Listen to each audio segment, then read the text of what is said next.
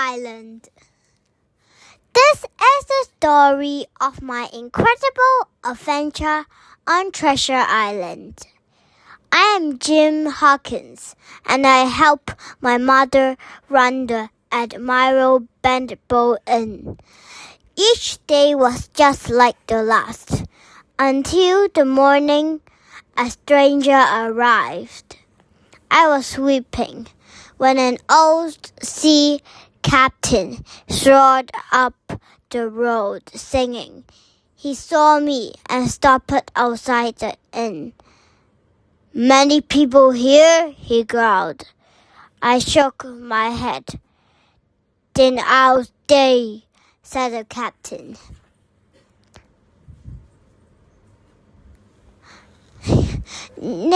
Name's Billy Bones, he told me, giving me a silver coin.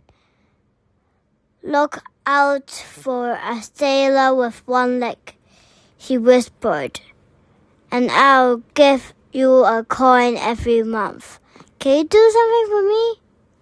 An old cabin's guard stood alone on the deck with his jagged cutlass on his hand.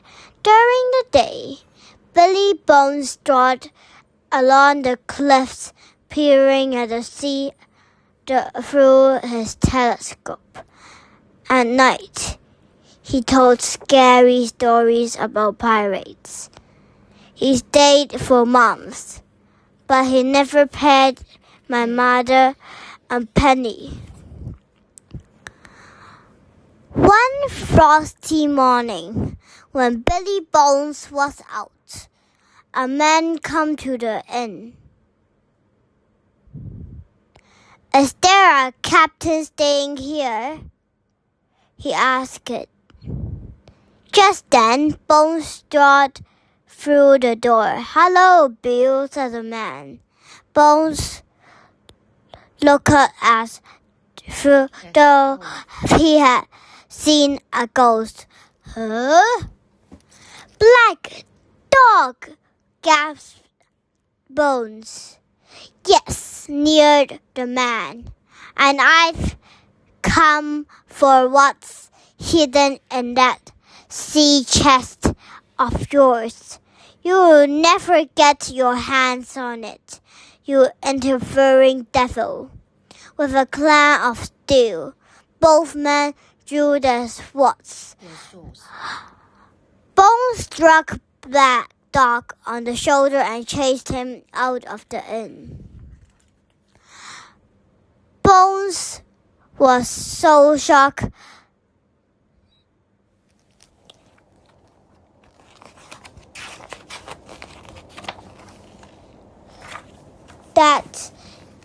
and he had to stay in bed.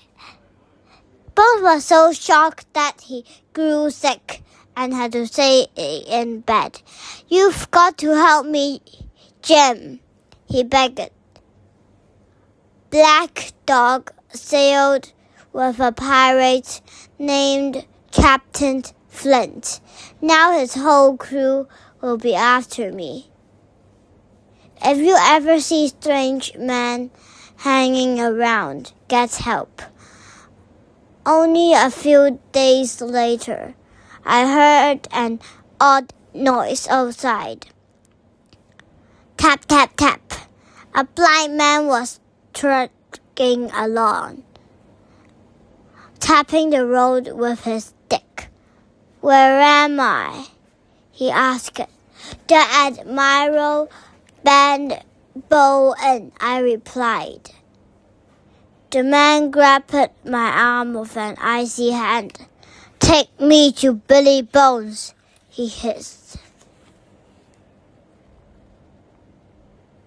When Bones saw the blind man, he was horrified. The man gave Bones a note and hurried away. With trembling fingers, Bones read the message. "The pirates!" he gasped. "They're coming tonight!" With a cry of pain, he fell to the floor. To my horror, he was dead. I didn't like the sound of those pirates at all, but Mother was determined to see what Bones had hidden in his chest. So that night I locked all the doors and windows of the inn, and we went to the captain's room.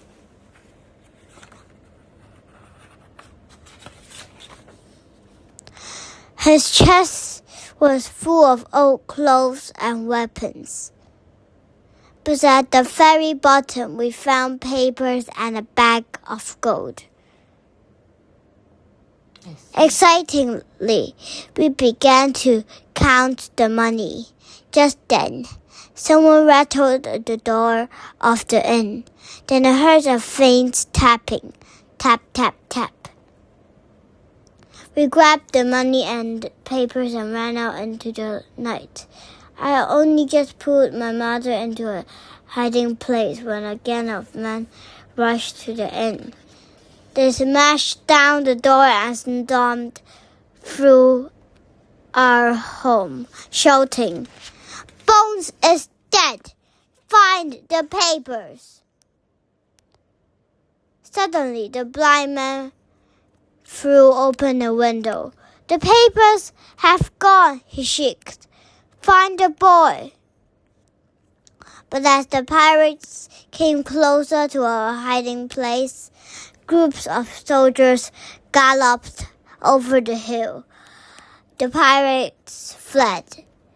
"We heard you were in danger," the captain of the soldiers said to me. "Sorry we took so long." "The pirates wanted these papers," I explained. "I think we should take them to the hall and show Squire Trelawney." "Where do you get them?" "We found them in Billy Bones' chest." Squire Trelawney was having dinner with his friend, Dr. Livesey. They were amazed by my story. When Dr. Livesey opened a packet of papers, he found a map. "No wonder Flint's pirates wanted this," he said. "It shows where his treasure is buried." Squire Trelawney was thrilled. "Here's my plan," he said. "We shall sail to that island and find Flint's treasure. And you, Jim, can come with us. But don't tell anyone about the treasure." So, a month later, I hugged my mother goodbye and set off to Bristol Docks. The squire looked very excited. "There's our ship," he said. "She's called the Hispaniola." He asked me to take a message to the ship's cook, Long John Silver. I was horrified to see he had only one leg. Was this the sailor Bones had paid me to watch out for? He seemed friendly enough. "Thank you kindly, Jim lad. Besides, I had something else to worry about." Captain Smollett, who was in charge of the Hispaniola, was angry. "I thought this voyage was a secret," he snapped. "But it seems the whole crew know you are after Flint's treasure. I don't trust them. Those sailors are a shuffy-looking bunch, if you ask me." We were all worried by the captain's news, but it was too late to find a new crew. Next morning, we set sail.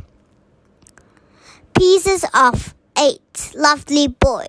During the voyage, I made friends with Long John. I like the talking parrot who sat on his shoulder.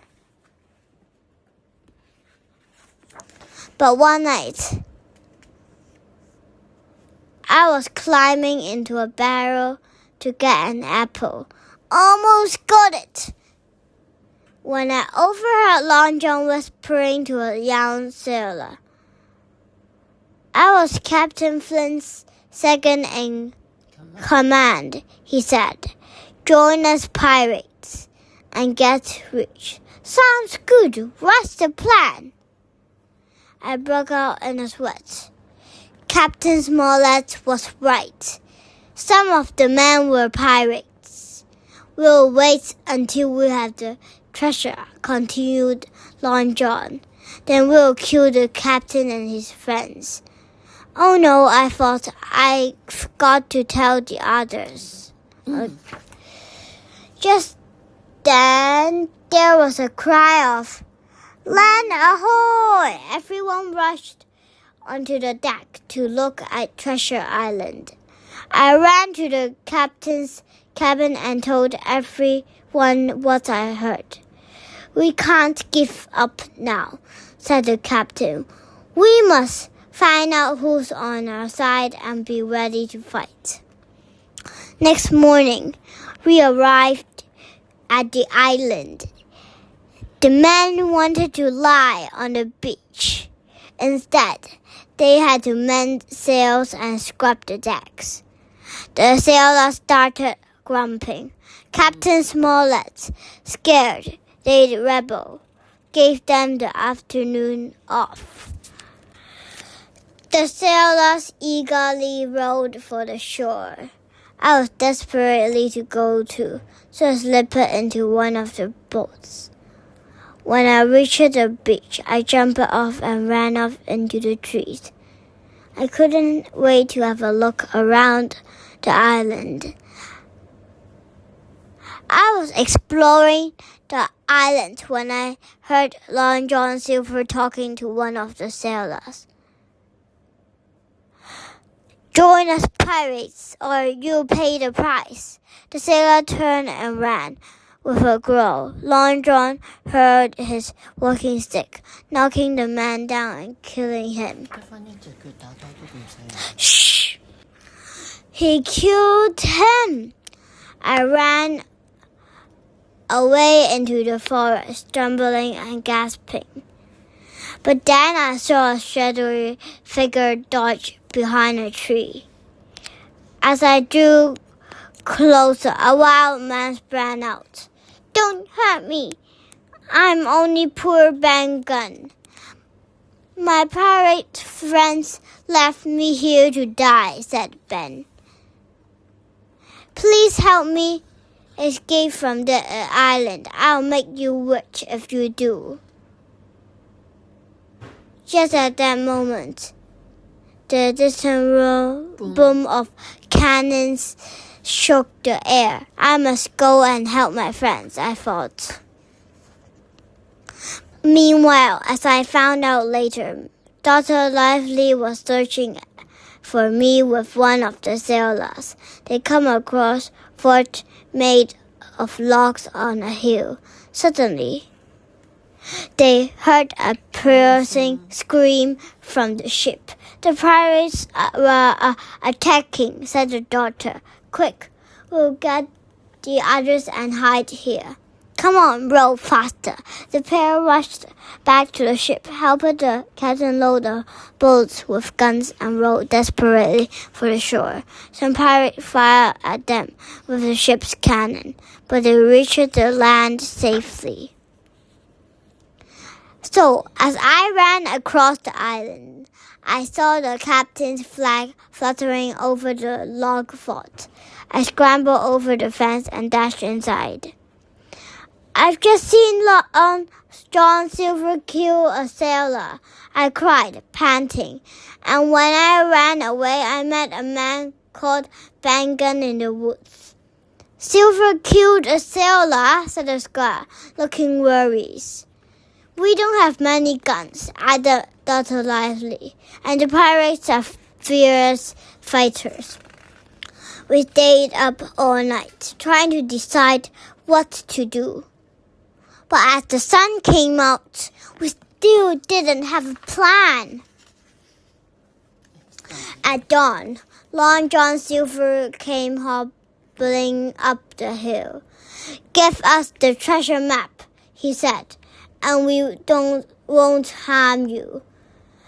"We don't bargain with pirates," said the captain. "Then you're all dead men," sneered Long John and walked off. The captain looked at us. "Get ready to fight, my lads," he said. Time seemed to stop. It became very hot and quiet. Suddenly, shots rang out, and pirates rammed over the fence. The captain's men opened fire, and savage battle began. Finally, the fighting was over, and the last few pirates ran off. Defeated, Dr. Lively took the treasure map and disappeared into the woods. I guessed he had gone to find Ben Gunn, and I wanted to help. Taking 2 pistols, I crept away to join him. But as I walked along the beach, I found a boat Ben Gunn had made. It gave me a wonderful idea. I will cut the Hispaniola loose from its rope. With luck, the few pirates left on the boat would be taken by surprise, and the ship would run aground. "I'll give those pirates something to think about," I thought. It was easy to launch the little boat into the waves, but it wasn't so easy to steer it. When I tried to paddle, the boat just spun in circles. Luckily, the tide swept me over to a ship. Catching hold of the anchor rope, I slid through it. I could hear people shouting inside, so I quietly crawled up to a window. 2 pirates were locked in a vicious fight. The ship moved suddenly, startling the pirates. I dived back into my boat and crouched at the bottom ahead, with my eyes shut, as the waves carried me out to sea.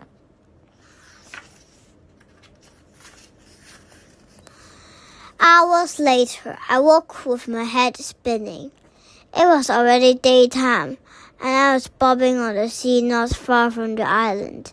But when I tried to paddle ashore, the boat was caught by a huge wave and plunged on water for a second. I was terrified. I realized I had no control over the boat and feared I'd be lost at sea forever. Then, to my great relief, I saw the Hispaniola drifting my way. There was only one thing to do. I would have to get on board and try to take charge. All of a sudden, the ship reared up on the sea and tore over me. I sprang up and managed to catch hold of it, just as it smashed the little boat to tiny pieces. Holding on with all my strength, I clambered along a mast as the ship rocked and plunged. Gently, I swung myself down onto the deck. The whole place seemed strangely quiet. In a corner, 2 pirates were lying in a pool of blood. One was dead, but another groaned and looked up. It was Arshaw's hand, one of Long John Silver's friends. "What are you doing here?" "I come to take the ship back to Captain Smollett."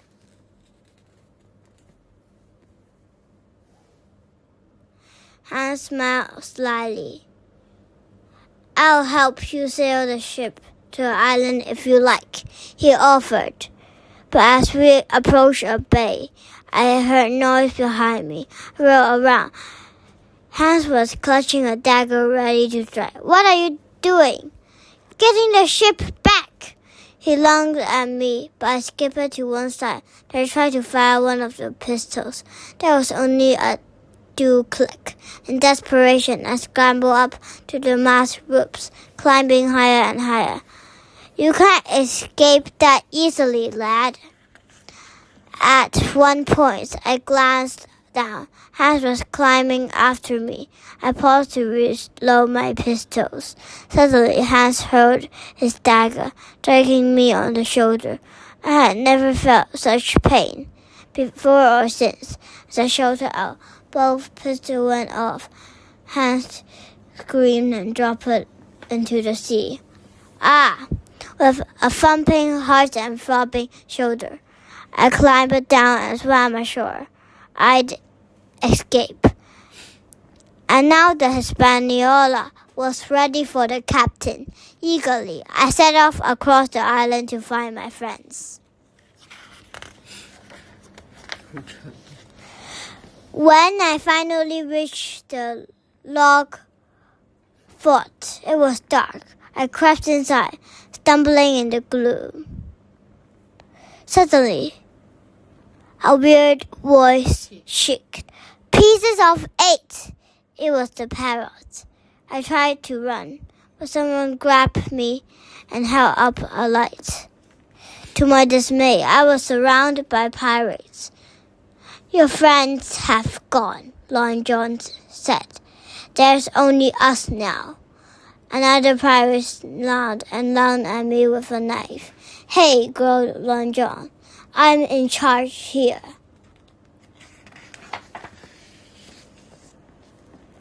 The pirates glared at him. "We want a new leader," one of them said. Long John took something out of his pocket and held it up. Everyone gasped. "Flint's treasure map." I was puzzled, but Long John wouldn't take me how it came into his hand. Cheers for old silver. Next morning, to my surprise, Dr. Livesey arrived. He had agreed to look after the wounded pirates. Long John was determined to keep me a prisoner, but he let me talk to the doctor for a while. "I thought you'd gone," I said, telling Dr. Lively about my adventure on the Hispaniola. "Well done, Jim. Don't worry, we'll rescue you."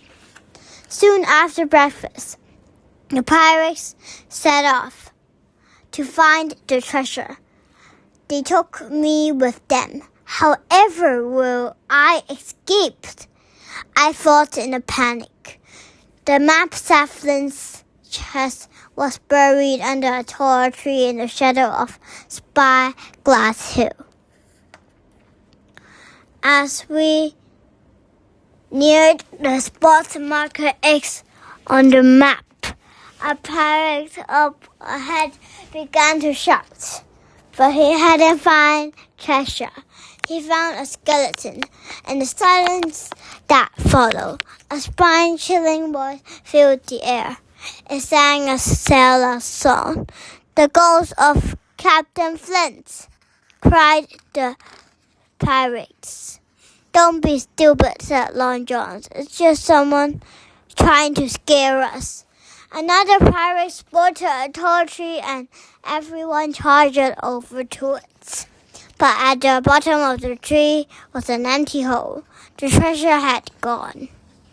Long John tapped me on my good shoulder. "There's going to be trouble," he whispered. Was he on our side now? I clutched my pistols tightly, feeling sweat run down my neck. The man was going to be furious. Get ready to fight. The pirates stared at Long John menacingly and drew their guns. Just then, shots rang out. Dr. Livesey and Bang Gun charged out of the bushes with a sailor named Gray. The terrified pirates ran off. "Quick," said the doctor. "We must get to the boats before the pirates." We sprinted to the beach, with Long John hobbling behind. "Don't leave me," he panted. "The others will kill me. I'll damage this boat so the pirates can't follow us." We climbed aboard a boat and rowed for the Hispaniola. As Gray rowed, Dr. Livesey cleared up a mystery. "I tricked us Silver with the treasure map," he told me. "I wanted to distract the pirates. I knew Ben had found Flint's treasure years ago." Leaving Gray behind to guard the Hispaniola, the rest of us headed for Ben's cave and the treasure. The Squire and Captain Smollett were waiting for us in Ben's cave. Ben's cave was enormous.